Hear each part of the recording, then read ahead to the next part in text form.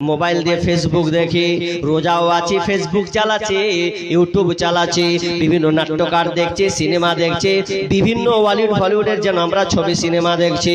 কে কি করলো না করলো এগুলো আমরা ফেসবুকের মাধ্যমে দেখতে থাকলাম। অথচ বেপরদার খারাপ জিনিস আছে, আমার চোখে পড়েছে, আমি এড়ালাম না। তাহলে শুনেলেন, ওই রোজা রেখে আমাদের কোনো ফায়দা হলো না, কারণ এটা খারাপ কাজ, এটা অন্যায় কাজ, এটা হচ্ছে অগরিহিত কাজ। তাহলে আপনি মোবাইল ঘেটে যদি ফেসবুক চালিয়ে আপনি সময়টাকে পার করে দেন, তাহলে আপনার রোজা রেখে কোনো লাভ হবে না। আজকে মোবাইলের মাধ্যমে আমরা অনেক অন্যায় অশ্লীল কাজ করছি, মোবাইলের মাধ্যমে মিথ্যা কথা বলে, মোবাইলের মাধ্যমে অনেকে গালিগালাজ করে। এমনকি যখন একলাই নির্জনে থেকে যায়, কেমন করে টাইম পাস করব, ওই জন্য মোবাইলটা চালাতে গিয়ে ইউটিউবে চালিয়ে দিলাম, কোন একটা কিছু ভালো কিছু আমরা দেখলাম না। আজকে বর্তমানে মানুষ ভালোর চাইতে খারাপটাকে প্রাধান্য দিয়েছে বেশি। মেয়েরা তো সবচেয়ে পারদর্শী হলো, কোন আপনার সিনেমা কিংবা সিরিয়াল কোনো কিছু হলো কিনা, এটা মেয়েরা সবচাইতে পারদর্শী। এমন তারা দেখতে বাহাদুর হয়ে গেছে, ছোট ছোট শর্ট ভিডিওগুলোকে তারা দেখছে এবং থামবে আপনার কিনা টুইটার বানাচ্ছে, অনেক কিছু তারা জিনিসকে, শর্টকাট জিনিসকে দেখছে।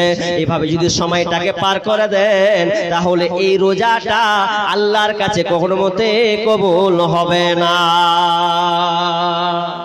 ওই রোজা আল্লাহর কাছে কোনো লাভ নাই। তাহলে আমরা অত্র হাদিস থেকে এতটুকু শিখলাম যে আপনি রোজা আছেন, তো রোজা যখন আছেন তখন আপনাকে অন্যায় ছাড়তে হবে, অশ্লীল পরিপূর্ণ আপনাকে ছেড়ে দিতে হবে। আপনি যেগুলো খারাপ কাজের সঙ্গে যুক্ত ছিলেন সব ছাড়তে হবে, তাহলে আল্লাহ আপনার পূর্ববর্তী গুনাহ মাফ করবে।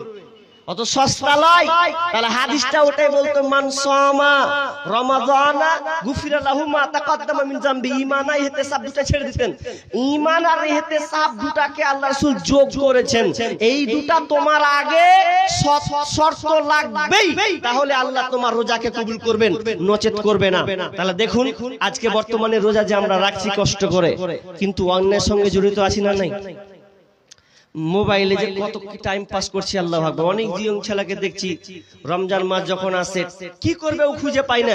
অথচ আমার একটা বিষয় আছে, রমজানের পূর্ব প্রস্তুতি, রমজানকে আপনি কিভাবে স্বাগতম জানাবেন, এটা ইউটিউবে আমার মানে বক্তব্য আছে 1.5 ঘন্টা, যে আপনি কেমন করে রমজান মাসটাকে সাজাবেন, কেমন করে আপনি টাইমকে ক্রস করবেন, পার করবেন, যাতে শয়তান আপনাকে ধোঁকায় না ফেলে। জি, নিজেকে আগে পাপ মুক্ত হতে হবে, পাপ মুক্ত এবং পাপের কাছ থেকে দূরে থাকতে হবে।